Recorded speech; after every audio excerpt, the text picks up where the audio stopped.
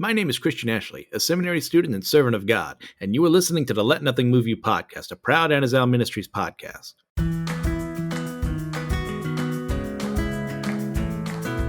Welcome back, everyone, to the next episode of the Let Nothing Move You podcast. I'm your host, Christian Ashley, as we continue on through the book of Joshua. Today, we're going to be in Joshua 13 through 17, getting through a lot of lists and a lot of proper nouns and a lot of important things that are going to be discussed here. Surprisingly more than you'd expect. Just a little bit of housekeeping first. By the time you're listening to this, I will have come back from the winter retreat that we're doing with the students at Real Life Church. Just thank you for your prayers and everything. You know, hopefully everyone came back alive, no hospital visits, nothing bad happened. But you can continue to be praying for me as I'm coming back there. Depending on the day, I may be on the road at this moment in time, maybe a day after that, kind of depends. Where I'm going with my grandmother and father, to a vacation together, just get a little time away from everything, hang out and have fun in the mountains of Tennessee. So just prayers for that to be done well.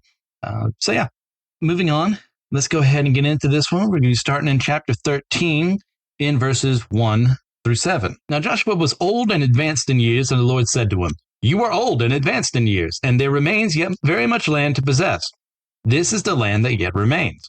All the regions of the Philistines and all those of the Geshurites from the Shihor, which is east of Egypt, northward to the boundary of Ekron, it is counted as Canaanite. There are 5 rulers of the Philistines, those of Gaza, Ashdod, Ashkelon, Gath, and Ekron, and those of the Avim.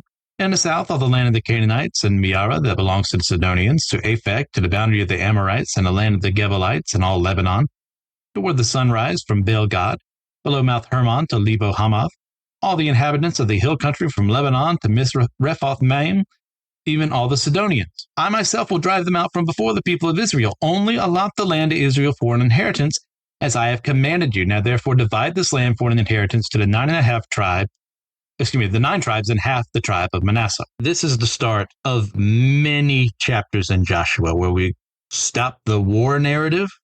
To an extent, it pops up every now and then, and we go instead into the allotment of the land and what Israel is supposed to do as a nation when the war isn't finished yet. And look, I know some of you out there are looking to these chapters and you're saying, "I don't get it, Christian. I don't see the purpose of these. This is just a bunch of names, a list of locations. Like, what does this mean to me?" Well, I'll get there, because there's surprisingly a lot of it. And I say this as someone, I've read this multiple times over. But actually pouring into this and actually thinking a little more critically than I normally would just reading through everything has forced me to recognize a lot of this, that there's so much of how we as people react to when we've been given something by God. We'll get to that in a second. But the first part we need to hit here is, I would argue, one of the greatest parts of Joshua that doesn't get too much focus on. And that, of course, is that he's their leader. He's in charge, but there is no successor plan. Go all the way back to the Pentateuch. Moses was building up Joshua to replace him as a leader, and it hasn't happened yet. And why is that important? Well, because as God has noted here, Joshua is old and advanced in years. Our leaders age, and we need to prepare for that. If I ever end up at a church somewhere in a position of a head pastor role, what have you, I'm not like, "Hey, I'm about to die." No. I need to know that if something were to happen to me, or if I were to leave and go elsewhere, there would be someone who can take care of that church in my stead. Maybe not as the leader, but as someone who can take charge until they find a leader. But that doesn't happen in Joshua. And mind-bogglingly, it's not really mentioned that much as to, or at all, really, why he didn't do what Moses did for him. There's no thing where we get some private revelation from him and God, where God tells him, "I don't want Israel to have a next leader. I don't want there to be a centralized force anymore. I want them to depend on me wholly." Or Joshua not even thinking about it, which I would argue is very out of character for him. Simply put, we don't know, and that is frustrating.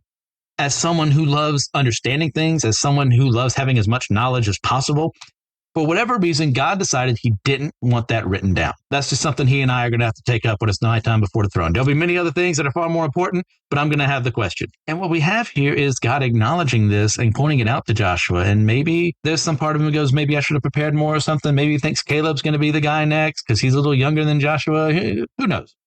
It's not really brought up, but what it does show us is that we need to learn from this. Hey, we need to learn from Scripture. What is Scripture telling us today? Our leaders age, and we need to prepare for that. So how do we do this? Well, a good leader should know that he has capable men in the church under him who are just as capable in other places, or maybe even better than the leader, at taking control, taking charge, and making sure that people are cared for. That's why if your church is able to, you should be able to have an associate pastor. You should be able to have a youth pastor, a worship pastor. The men of the church should be in those roles there as God has commanded.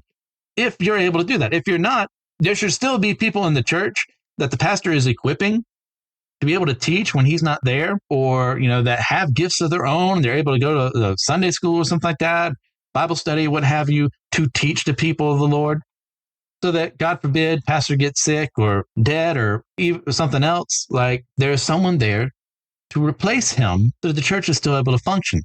Because we do not live in a hierarchical system, gosh, that word, where there is an absolute authority figure who has say over every single thing. That is not how the Protestant church works. And for good reason, because that's a stupid way to live with human beings. Human beings are frail. Human beings are weak. We make mistakes. Even the greatest leaders of the church have sinned because they're human beings. We don't put all of our eggs in one basket there, but there still should be enough of authority for that leader to say how things are supposed to be done, to get things done, to work together with the people in the church to make things are done correctly, and to have people prepared to take over if they can't be there, to make decisions when they can't be there. So God is pointing this and a lot more out to Joshua here to say, look, your time is almost up, buddy. Use it wisely because the work's not done. Like, this allotment of the land here isn't because Israel totally conquered Canaan. No, it's because they haven't, but they need to know where they should be focusing their forces at so they could conquer all of Canaan. But the good news is that even though the work isn't done, God gave them time to rest. That doesn't mean the war is over. It doesn't mean that this is all they should ever expect to be given. But no, like, look, I've given you a lot. If you actually look at a map here, it's a shame we can't do this in an audio-only format to show how much Israel conquered.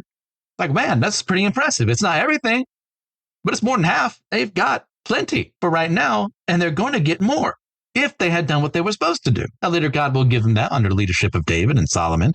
But, that's its own thing. But right here and now, even though the work isn't done, God has given Israel time to rest. And the same is true of his church. Look, working in churches sometimes is the most stressful place in the world you can be because there's a lot of work to be done. I don't know if you know this about the world, but it's a screwed up place where there's a lot of wrong going on. There's a lot of bad things that are happening out there. There's a reason the church exists. It's because the world needs the church just as much as we need God. And the church needs to be working with God so they are actually working for the kingdom instead of working for self. But that can get so very tiring. So God gives his people rest. Sunday is a time of work, but it's also a time of Sabbath. It's a time to get away.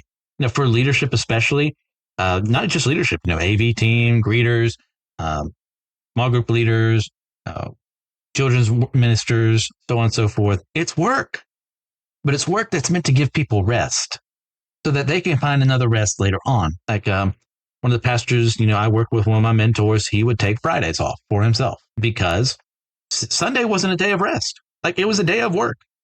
It was a day of work, once again, to inspire rest in others and give them rest. But for him, it wasn't rest because he had to work. So he had to find a way. Where do I find my rest? Well, Fridays.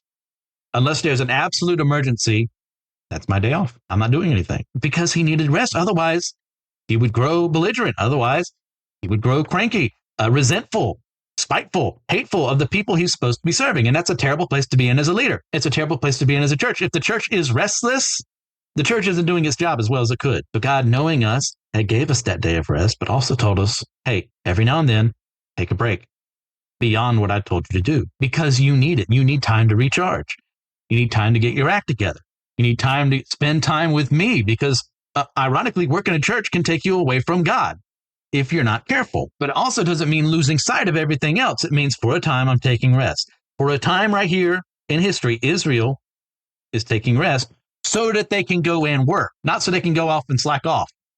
No, so they can go off and work. That's why God, knowing his people well, challenged them through both work and rest. And another thing that's brought up here is that there is a personal responsibility to us for doing God's work. Specifically to the different tribes here, God breaks them up as he does. Says, all right, I'm giving you this land here, this city here, this sphere of influence here. You're the ones who are going to have to take it. I'm with you, don't get me wrong, but you have to get up off your butts and get the work done, Israel. Just in the same way he looks to us, the church, and says, look, I've given you the victory, but you got to grasp it. You've got to run for it. You've got to seize it. Otherwise, you're going to miss it. So there is a personal responsibility to every single one of us in the church to do his work. And that's different from you than it is from me in many regards. Sometimes we're going to be doing the exact same thing. But other times, what he tells you to do is going to be very different from what he tells me to do. And we have to assist each other in that so we don't spiral out, so we don't get tired, so we don't stop loving God. And that's difficult. But it's well worth doing. And what we're going to see here in Joshua and Judges and parts of the rest of the historical books really is what happens when Israel takes the risk part, but it doesn't take the work part.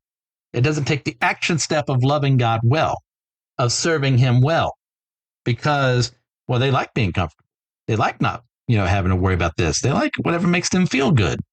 That's really the history of Israel. It's really the history of us.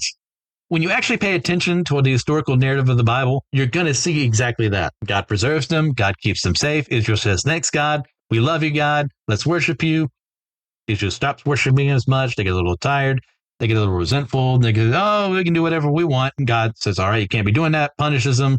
They come back to God. He punishes them after they fail again. They come back to God. It's an endless cycle because that's who we are as people. There's never been a perfect people group in history. There's never been a perfect church in history because that church, that people group, has sinners in its midst. Every last one of them. It has human beings in its midst. Every last one of them. And human beings are imperfect and flawed. That's not something I say because I hate human beings. That's not something I say because I have no hope for human beings. It's because I'm honest about who we are. I'm honest about who I am. I'm a screw up. Yeah, I've done great things with God's help. Yes, I serve him. Yes, I love him. But if I'm not careful, I can end up back in places I don't need to be. The same is true of every single one of us who serves him. Let's get our minds right in that regard. But let's also go forward by going through verses 8 through 14. With the other half of the tribe of Manasseh, the Reubenites and the Gadites received their inheritance, which Moses gave them beyond the Jordan eastward, as Moses, the servant of the Lord, gave them. From Aroer, which is on the edge of the valley of the Arnon, and a city that is in the middle of the valley, and all the tableland of Medeba as far as Dibon, and all the cities of Sihon, king of the Amorites, who reign in Heshbon as far as the boundary of the Ammonites, and Gilead and the region of the Geshurites and Maccathites, and all Mount Hermon and all Bashan to Salakah, all the kingdom of Og and Bashan, who reigned in Ashtaroth and in Edrei. He alone was left of the remnant of the Rephaim. These Moses had struck and driven out. Yet the people of Israel did not drive out the Geshurites or the Maccathites, but Geshur and Maccath dwell in the midst of Israel to this day. To the tribe of Levi alone, Moses gave no inheritance. The offerings by fire to the Lord God of Israel are their inheritance, as he said to them. So if you remember from time in the Pentateuch, when Moses and Israel had conquered that land on the other side of the Jordan that God had not originally promised him, and yet God gave to them anyway, the people of Israel, 2.5 of these tribes here recognize, oh, well, these are good spots. Like, why don't we just settle here? And the fear was that they wouldn't join their fellow brethren attacking the land that God had promised them. And they had made the deal with Moses, like, look, if you'll give us this land, we'll keep doing what we're doing. And God was okay with it. And they made a deal. And now the time is to make good on that deal. It's been many years that they've been serving in the land. These lands need to be cultivated. Wives and children need to be looked after. Flocks need to be tended to. Fields need to be tended to. So go off and do that. Even though the entire land isn't done, hasn't been fully conquered, you still need to go back home. Now, it doesn't mean your personal responsibility is gone. You will never assist your fellow Israelites in conquering the land. That's exactly what they do. This is what you're supposed to do. Take a time of rest. You even have problems in your own side of things you need to be taken care of. Those Geshurites, the Maccathites, they're still there. Now, they are not Canaanites, the Geshurites and Maccathites. That's why they are not originally wiped out. But they are still in land that is possessed by Israel. And they have allied with the Canaanites in their culture, in how they do things, and in them causing problems with Israel, and that they are introducing them to gods they should not be worshiping. Therefore, they need to be destroyed. How do I know that? Well, they're not God's people. You know what not God's people do? Not serve God. So if they're going to dwell in the lands of Israel, they either need to convert or they need to be gotten rid of, as we said earlier. Now, that sounds cruel. That sounds harsh. But I don't know what book you've been reading, because God has laid up everything he needs to tell you about why it's a bad thing to have evil people in your midst like this when your goal is to serve God and they refuse to repent. And once again, Old New Testament, same God, by the way, same God, didn't change at all, but how he approached his people changed. How he approached the world is, I wouldn't even say changed. I would say brought to a better understanding, because at this point in time, there is no salvation. There is no Jesus for them to understand. So it makes no sense to them why they should have to move over this way. But as we'll see, they fail to do this, these 2.5 tribes. But knowing they were going to fail, God still gave them the opportunity to either, do what he told them to do or to fail, which is what he knew was going to happen. But at the end of the day, God used the Geshurites and Maacathites to test Israel. David, later on, when he's in the midst of his wanderings, working with the Philistines, pretending to attack Israelite cities, he's going to attack the land around here, sack them, as their ancestors should have done years ago. Also, as well, he's going to marry into them, because once again, they're not Canaanites, so he is under no obligation not to be able to do this, and is going to produce a son. Now, of course, if I remember correctly, is Absalom, and that's going to cause his own problems, but that's more David's fault than anyone else. Also, here we see something we already knew, if you've once again been following with us, that the tribe of Levi is to have no inheritance in the land. Why? Because they need to serve everyone in the land equally. They are going to be dispersed across all the 12 tribes, becoming this 13th tribe, as it were, in the midst of the 12 tribes. That's why it says 12 tribes of Israel. What that's really saying is it puts Joseph together, Ephraim and Manasseh, as one. It's its own thing. We've talked about it before. But the tribe of Levi is to devote themselves to serving God and serving the people. As such, they have no land of their own as far as possessing it, but they are still given places to live. But ultimately, they're not to put down roots in the same way the other tribes of Israel are to do, because they're not supposed to have possessions. They're supposed to focus solely on the people of God and serving him. Let's go from there to verses 15 through 33. And Moses gave an inheritance to the tribe of the people of Reuben according to their clans. So the territory was from Aroer, which is on the edge of the valley of the Arnon, and a city that is in the middle of the valley, and all the tableland by Medeba, with Heshbon and all its cities that are in the tableland, Dibon and Bamoth-baal, and Beth-baal-meon, and Jahaz, and Kiddemoth, and Mephath, and Kiriathaim, and Sibmah, and Zereth-shahar on the hill of the valley, and Beth-peor on the slopes of Pisgah, and Beth-jeshemoth, that is, all the cities of the tableland, and all the kingdom of Sihon, king of the Amorites, who reigned in Heshbon, whom Moses defeated with the leaders of Midian, Evi and Rechem, and Zur, and Hur, and Reba, the princes of Sihon who lived in the land. Balaam, also the son of Beor, the one who practiced divination, was killed with the sword by the people of Israel, among the rest of their slain. And the border of the people of Reuben was the Jordan as a boundary. This was the inheritance of the people of Reuben according to their clans for their cities and villages. Moses gave an inheritance also to the tribe of Gad, to the people of Gad according to their clans. Their territory was Jazer and all the cities of Gilead, and half of the Ammonites to Aroer, which is east of Rabbah, and from Heshbon to Ramoth Mizpah and Betonim, and from Mahanaim to the territory of Debir, and the valley of Beth Haram, Beth Nimrah, Succoth, and Zaphon, the rest of the kingdom of Sihon, king of Heshbon, having the Jordan as a boundary, to the lower end of the sea of Kinnereth, eastward beyond the Jordan. This is the inheritance of the people of Gad according to their clans, with their cities and villages. And Moses gave an inheritance to the half-tribe of Manasseh. It was allotted to the half-tribe of the people of Manasseh according to their clans. Their region extended from Mahanaim through all Bashan, the whole kingdom of Og, king of Bashan, and all the towns of Jair, which are in Bashan, 60 cities, and half Gilead and Ashtaroth and Edrei, the cities of the kingdom of Og and Bashan. These were allotted to the people of Machir, the son of Manasseh, for the half of the people of Machir according to their clans.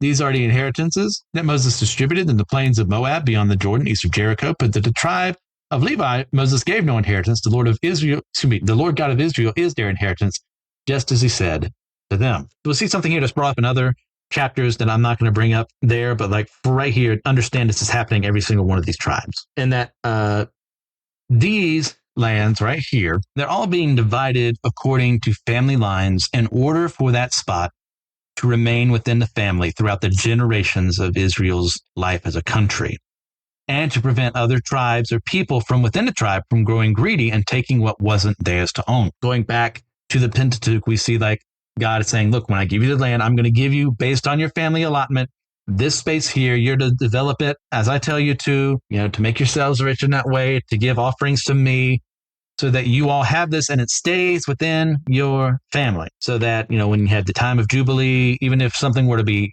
sold away for a bit because they were in debt, it would be brought back to that family line. Therefore, take care of it well, look after it well. Don't sell what isn't yours to give.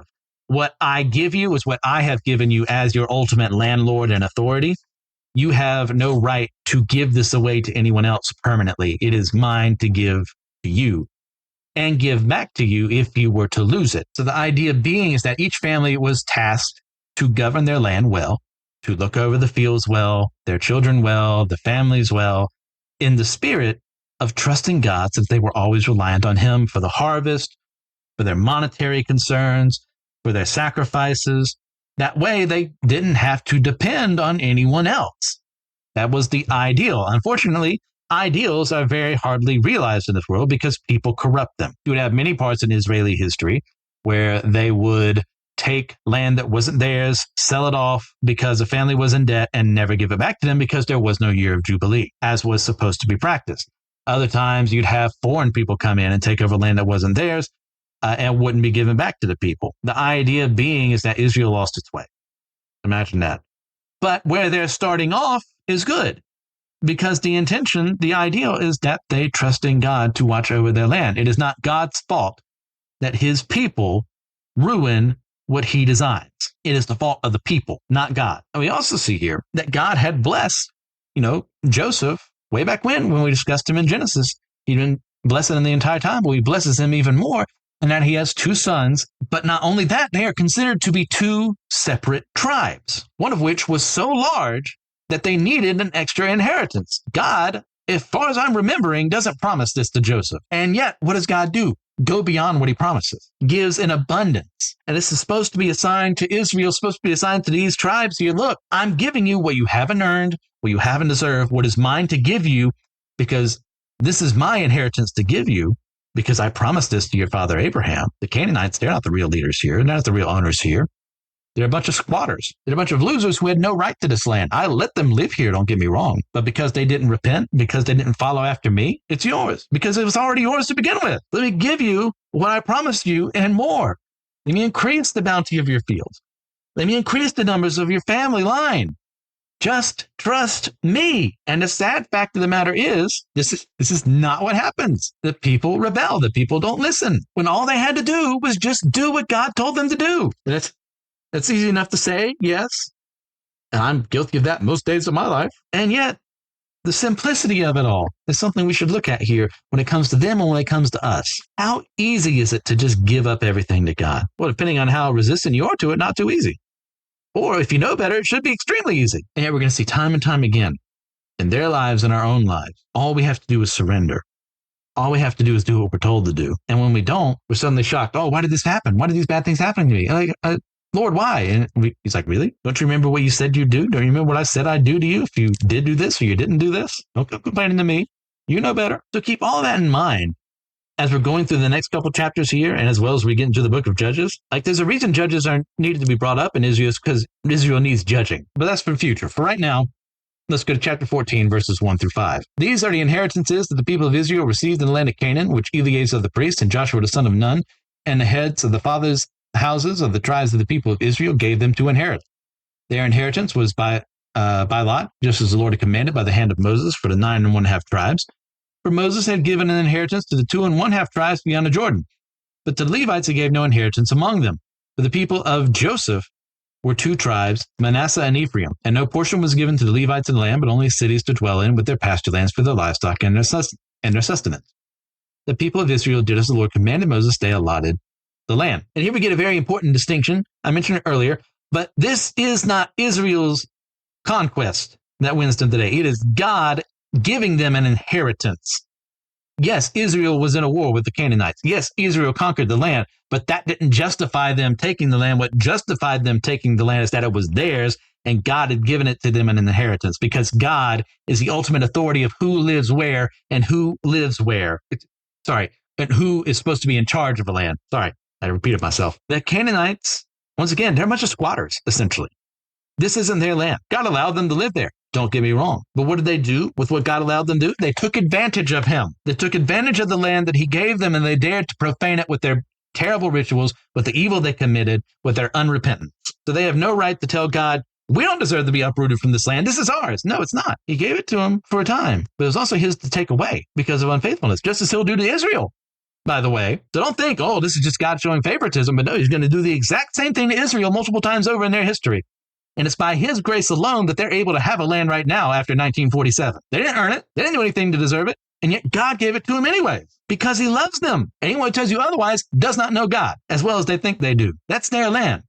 Not through conquest, not because they're some special race, but because God has a special relationship to them, and also because it's theirs because he said so. And if anyone gets to pull the card because I said so, it's him. Another thing we see here is that God gave land by lot to show that he was in control of which territory Israel inherited and which family would get what he desired them to have. The idea behind this is this was to prevent human conflict from erupting over human-based decision-making. They could say, well, Joshua, you like this, you're from Ephraim, man. You like them more, so that's why you're giving them more. We deserve more. Or I can say, well, we weren't properly represented, Gad or Issachar or whoever. We deserve more. We deserve as much as Judah gets. Instead, anyone who disagreed wasn't disagreeing with human decisions, but with God's. And we're going to see in these chapters that this exact same thing happens, but it's going to reveal the nature of the people behind the ones making those statements, because they're going to make excuses for their own issues. But it's not God's fault that they can't do what they're told to do. But one good thing we do get for this point in time in history is that Israel did as God commanded, and that's something to be commended. Yeah, it can be very easy to get very caustic, very uppity about Israel not following God, as we've seen throughout the entire Pentateuch, as we're seeing now, as we'll see through the historical books of the Bible and more. But when they do the right thing, you know what we should do? Gold star. You did what you were supposed to be doing. Let me call you out as an example. That's how we're supposed to be, because we just accentuate the negative too much for our own good. And then we start demonizing people who don't need to be demonized. And that has no place in the church. If we're actually going to study history correctly, that means we praise the good and we despise the evil. So let me right now praise the good, because there's going to be a lot of despising the evil coming up. Not in these next couple verses, but in a couple after. Let's continue there to verses 6 through 15. Then the people of Judah came to Joshua at Gilgal, and Caleb, the son of Jephunneh, the Kenizzite, said to him, you know what the Lord said to Moses, the man of God, in Kadesh Barnea, concerning you and me? It was 40 years ago when Moses, the servant of the Lord, sent me from Kadesh Barnea to spy out the land. And I brought him word again as it was in my heart. By my brothers who went up with me, may the heart of the people melt. Yet I wholly followed the Lord my God. And Moses swore on that day, saying, surely the land on which your foot has trodden shall be an inheritance for you and your children forever, because you have wholly followed the Lord your God. And now behold, the Lord has kept me alive, just as he said, these 45 years since the time the Lord spoke this word to Moses, while Israel walked in the wilderness. And now behold, I am this day 85 years old. I am still as strong today as I was in the age that Moses sent me. My strength now is as my strength was then, for war and for going and for coming. So now give me this hill country of which the Lord spoke on that day, for you heard on that day how the Anakim were there with great fortified cities. It may be that the Lord will be with me, and I shall drive them out just as the Lord said. Then Joshua blessed him, and he gave Hebron to Caleb, the son of Jephunneh, for an inheritance. Therefore Hebron became the inheritance of Caleb, the son of Jephunneh, the Kenizzite, to this day, because he wholly followed the Lord, the God of Israel. Now the name of Hebron was formerly was Kiriath Arba. Arba was the greatest man among the Anakim, and the land had rest from war. Now, if you've been following along with this, you know Caleb. He hasn't shown up too many times, but he's been there in the Pentateuch. And he's showing up again here in Joshua as one of only two, the other, of course, being Joshua's spies, who did exactly what they were supposed to do, spied out the land and had faithfulness to God, and reported back how, yeah, they may be big, they may be strong, they may have these fortified cities, they may be taller than us, but you know what? We've got God. What are you guys worried about? Let's take them. And when the other spies caused discord, melted Israel's heart, God preserved Joshua and Caleb so that they could lead Israel. They could be examples. Look, I am living proof of what happens when you serve God. And here is a further bit of that. He has earned his inheritance because of his faithfulness. He was committed as a spy and leader, and second, by denying evil and continuing to grow his people in faith to support God. Now God, seeing this, rewarded him beyond what the others get because he wished to show his love for Caleb's faithfulness. Look at what I will give you if you serve me, not in a prosperity gospel sense, but because I love you and because you have earned this, let me give it to you on my timing, not because you pray for it, not because you just want it. It is mine to give you when I choose to do so. And to further rub it in, what does he do? Caleb doesn't have the place that he's asking for yet. It still has to be conquered. So to further show the Israelites this is how things are supposed to be done, what does he do? Gathers them together to fight against what they're already supposed to be fighting against, but also with the added incentive, this is the land I'm going to own. These other places that you're going to settle in, good for you. But for me, I'm going to take what's mine. And I want you to do the rest with me when it's your time to do it. Oh, and by the way, I'm going to take the land of the people you guys were so afraid of. These giants, these Anakim. You think I'm afraid of them? No, because I serve God. I'm going to take their land. You know what Caleb does? He takes that land. He defeats their enemies to show that it doesn't matter who they are and what they're about. What matters is who we are and what we're about. You either serve God or you despise God. Caleb served God and God rewarded him for it. And as well, he gets Joshua to give Caleb a blessing because Joshua recognizes that Caleb is a fellow leader and faithful supporter of God and lets him do the work. Good leaders of churches should encourage other leaders of good churches to get the work done. We're not isolated pockets of resistance here.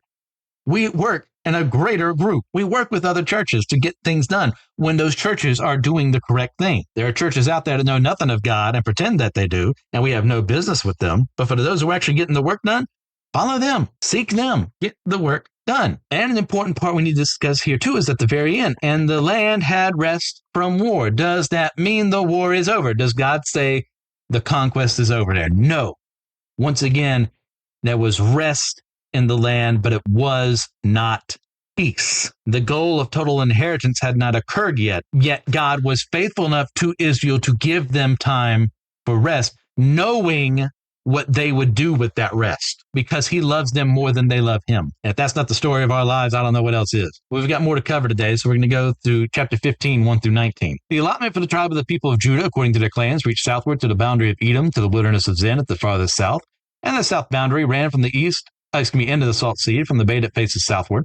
It goes out southward of the ascent of Akrabim. Oh boy, more proper nouns. Passes along to Zin and goes up south of Kadesh Barnea, along by Hezron, up to Adar, turns about to Karka, passes along to Asmon, goes out by the brook of Egypt, and comes to its end at the sea. This shall be your south boundary. And the east boundary is the Salt Sea to the mouth of the Jordan, and the boundary of the north side runs from the bay of the sea at the mouth of the Jordan, and the boundary goes up to Beth Hoglah and passes along north of Beth Arabah, and the boundary goes up to the stone of Bohan, the son of Reuben. And the boundary goes up to Debir from the valley of Achor, and so northward, turning toward Gilgal, which is opposite the ascent of Adumim, which is on the south side of the valley. And the boundary passes along to the waters of En Shemesh and ends at En Rogel. Then the boundary goes up to the valley of the son of Himon at the southern shoulder of the Jebusite, that is Jerusalem. And the boundary goes up to the top of the mountain that lies over against the valley of Himnon. On the west, at the northern end of the valley of Rephaim. Then the boundary extends from the top of the mountain to the spring of the waters of Nephtoah, and from there to the cities of Mount Ephron.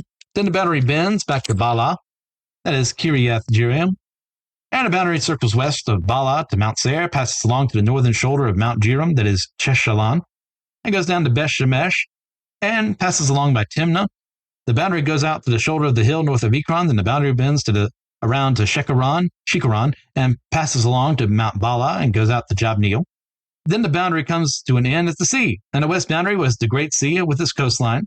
This is the boundary around the people of Judah according to their clans. According to the commandment of the Lord to Joshua, he gave Caleb the son of Jephunneh a portion among the people of Judah, Kiriath Arba, that is Hebron. Arba was the father of Anak. And Caleb drove out from there the three sons of Anak, Shishai and Ahiman and Talmai, the descendants of Anak. And he went up from there against the inhabitants of Debir. Now the name of Debir formerly was Kiriath Sepher. And Caleb said, whoever strikes Kiriath Sepher and captures it, to him I will give Achsah my daughter as wife. And Othniel, the son of Kenaz, the brother of Caleb, captured it. And he gave him Achsah, his daughter, as wife. When she came to him, she urged him to ask her father for a field. And she got off her donkey, and Caleb said to her, what do you want? She said to him, give me a blessing. Since you have given me the land of the Negev, give me also the springs of water.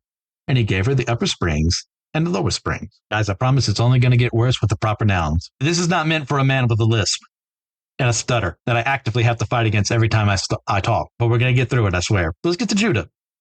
Judah, if you were to look at a map at these regions that are brought up here, is surrounded by enemies on almost every single side when they receive their allotment. This is a daunting task, but a task God knew that if they had actually gotten their act together, they could have gotten done. Because they were a very powerful and numerous tribe, they had the ability to do this.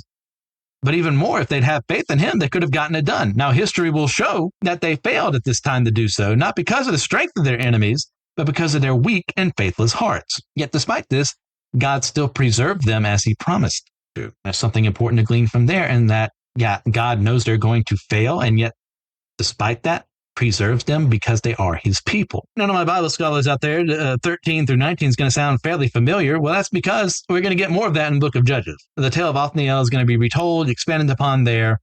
We're going to see the oppression of Israel by the Canaanites after they failed to conquer their land fully. But more importantly, what we see here is Caleb using his role as a leader to embolden the next generation to act wisely and courageously to fight for God and their people. So too does this embolden his daughter Aksa to be brave enough to ask for more of an inheritance that would fit her new family. Hey, we conquered a city, but if we're going to need fields for everything, we're going to need water for our livestock and everything, and for ourselves, give me this too. This is something done not for the sake of greed, but for the sake of foresight. This is a smart woman. She's marrying into a new family and wants to preserve her family even more. So she goes up to her dad, says, look, we've won. Also give me this, because she's put some forethought into it. She's not an idiot. She has thought through this. That is something we could all learn. You don't see the name of Aksa brought up too much in your Bible learning, but you know what? We should be paying more attention to her, because this is one smart gal. One of the greatest catches you could argue in the history of marriage. At that point in time, we would think Othniel's the winner here. He definitely is, but not as much as it seems to be the fact that he's gained a wife that is a real spitfire, one who's taking care of her new family. But we've got more to get through, my friends, and that, of course, leads us to verses 20 through 63, so bear with me. This is the inheritance of the tribe of the people of Judah according to their clans. The cities belonging to the tribe of the people of Judah in the extreme south toward the boundary of Edom were Kabzeel, Eder, Jagar, Kina, Dimona, Adada, Kadesh, Hazor. I can't be laughing this early. I have more to go. Hazor, Ithnan, Ziph, Telem, Bealoth, Hazor, Hadatha, Kiriath, Hezron, that is Hazor, Amam, Shema, Moladah, Hazar-Gada, Heshmon, Beth Pelet, Hazar Shiwal, Beersheba, Bethiothia, Bala, Eam, Izim, Eltolad, Chisel, Horma, Ziklag, Madmanah, Sansana, Labath, Gilhaim, Ain, and Rimmon, in all 29 cities with their villages.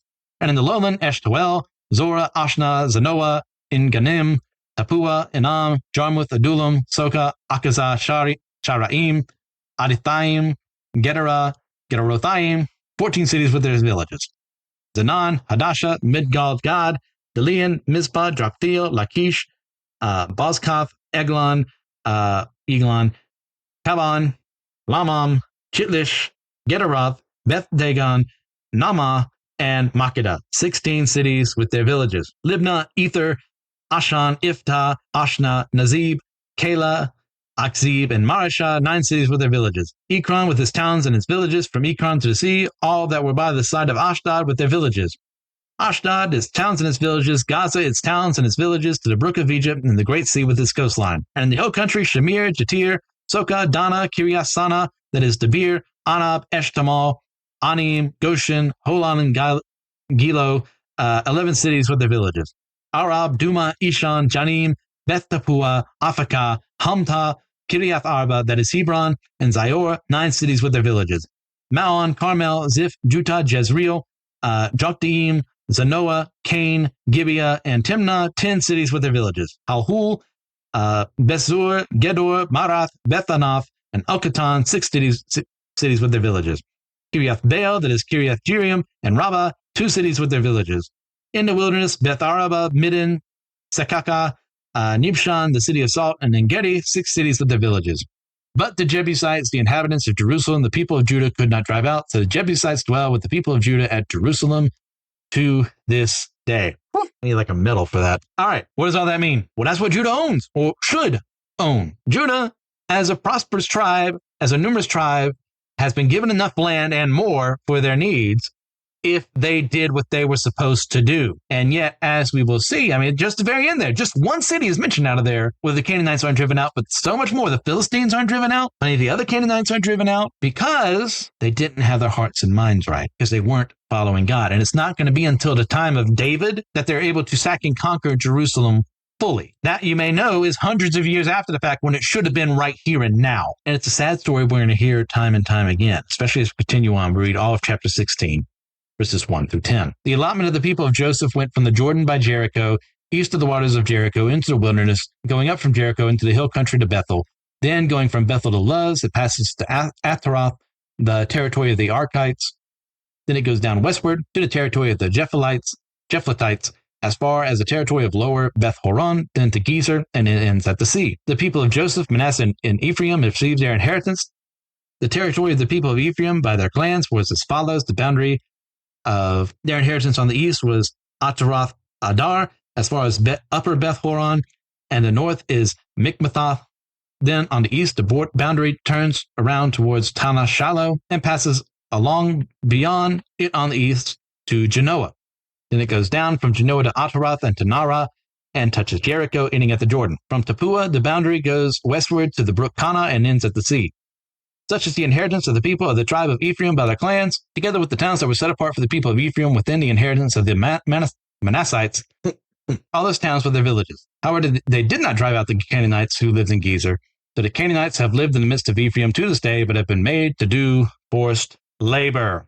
Good old Ephraim. Not as bad as Dan, ultimately in history, I would argue, but one of the worst tribes overall when it came to serving God. And they were a very powerful tribe, much like their brother Manasseh. But even they, based on their own strength, could not defeat their Canaanite laborers. They became laborers. Their neighbors. What did they do with them? Well, they made them laborers. They made them slaves, which, by the way, slavery of the Canaanites was not what God had in mind. You can argue, well, Christian, they're alive. Isn't that better? No. Have you been paying attention? Do not justify life simply because they get to live. That life is going to cause harm to others. There's a reason the death penalty exists. It's to get people who cannot be in our society gone because they've proven they can't live in it. Israel cannot live beside these people because they cannot live with God. And it's that much easier for Israel to be led astray if they're in their midst. So no, this is an evil action, letting them live, because it showed they didn't have trust in God. They showed it didn't have faith. Instead of pressing their advantage, doing exactly what God told them to do, they compromised with evil. You do not compromise with evil. And they dared abuse God's laws of slavery to do this. And we've covered it before, what this slavery is and what it is not. What it is not is chattel slavery. What it is not is demeaning that person as a person and making them a lower life form. What it is showing the relationship between Israel and God through this action here, that you were to treat them as I treat you. You were to love them as I love you. You were to take care of them as I take care of you. This is not taking care of them. They should not exist. They should be gone so that you can actually live in this land well and resist temptation, resist evil, resist living like the people I told you to get rid of, lest I do the same to you, Israel. And if it sounds like I'm getting heated, it's because I am. I have seen this far too many times. Compromises made with the wrong people in church. Compromises with people we don't even need to ally with because we're already fine. And yet people do it because it creates a false unity. And that has no place within the church. False unity is, by its very nature, disunity. You are ununited when there is evil in your midst. It is all God, nothing of man. It is all truth, nothing of lies. You do not compromise with evil. You do not let it into your midst and say, we agree with you. Or, oh, it's okay, you think that way, as long as you do this. Like, no. Yeah, there are some things in the church you can have opinions on that are not salvific issues. It's not a salvific issue on how the end times are going to occur. It's not a salvific issue on how the earth was created and how long it took. But there are some things that are. Who Jesus is. If you can't answer that right, you're out of the team. If you can't agree on what salvation is, you're out of the team. You have no place here because you're spreading lies. You're spreading untruths, evil, which has no place in the church, and especially has no place in Israel here. So let's go forward, getting closer to finishing off this part by going to verses in chapter 17, 1 through 6. Then allotment was made to the people of Manasseh, for he was the firstborn of Joseph. To Machir, the firstborn of Manasseh, the father of Gilead, were allotted Gilead and Bashan because he was a man of war.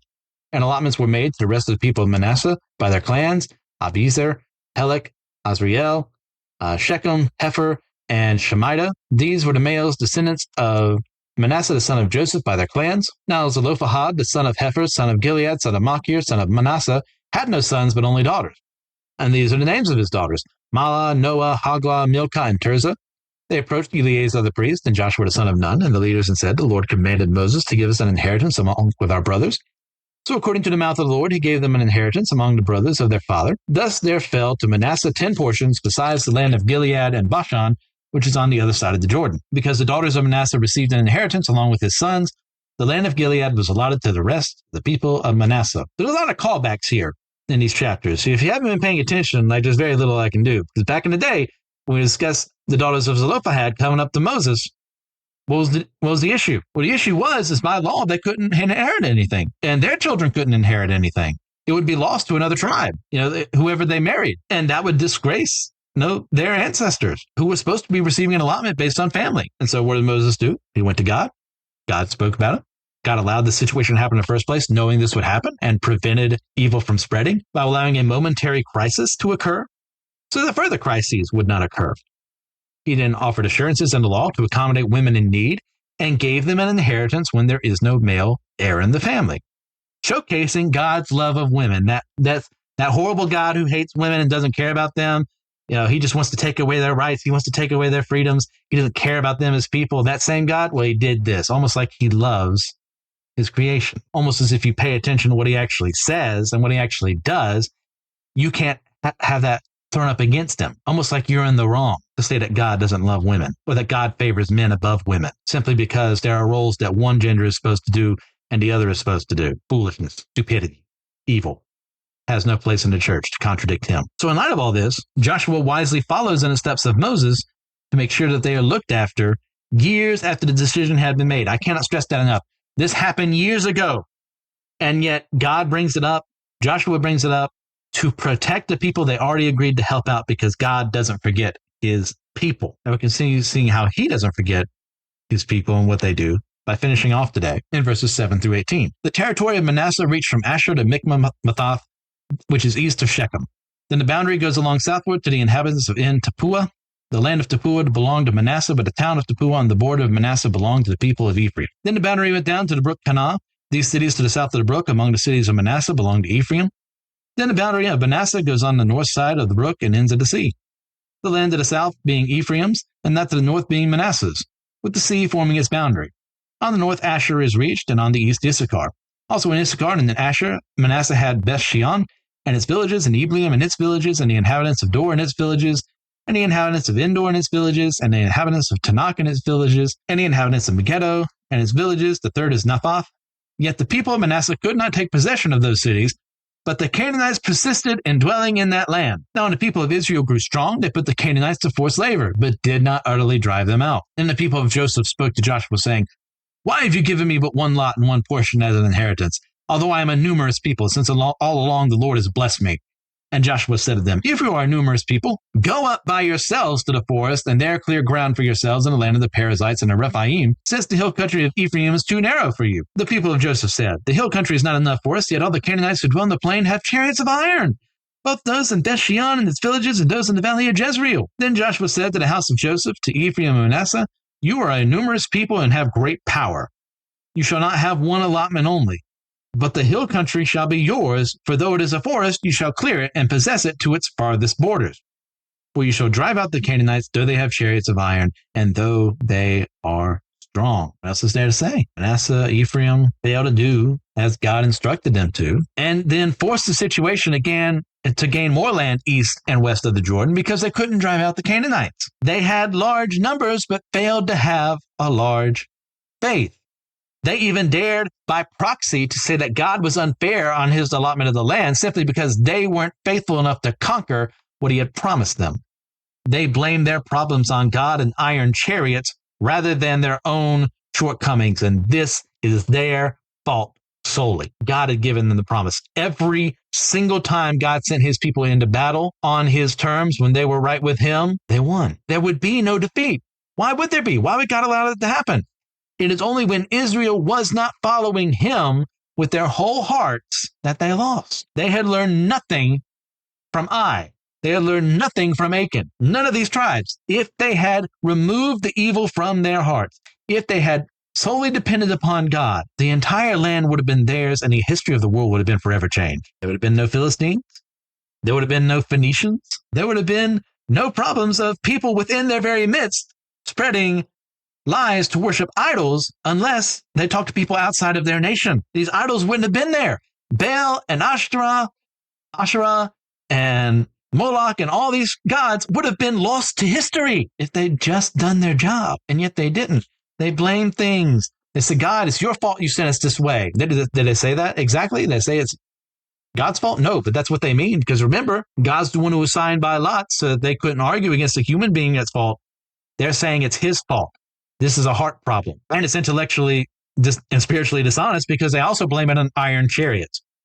Now, what this does imply is that if you remember from last time, when Hazor and its congregation attacked Israel, they had chariots. More than likely, they didn't have iron chariots because I think they probably would have noted that to contrast the two. It's still possible they were made of iron, but using what the text says and using it here, I think they're trying to make a parallel there, especially when you go into Judges.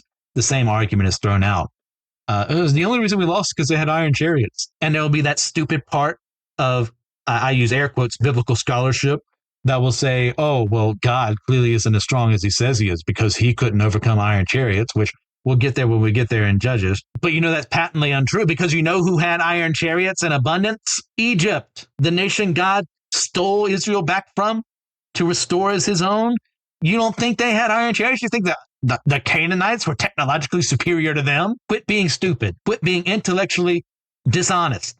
Look at the text. Look at history. They didn't lose because the Canaanites had iron chariots. They were looking for an excuse because they knew the reason they lost is because they weren't serving God as fully as they should have. And Joshua rightfully challenges them on this. Well, if you're so great, go out and do it. If you're a numerous people, go by yourselves. You don't even need us. Why you come back to me?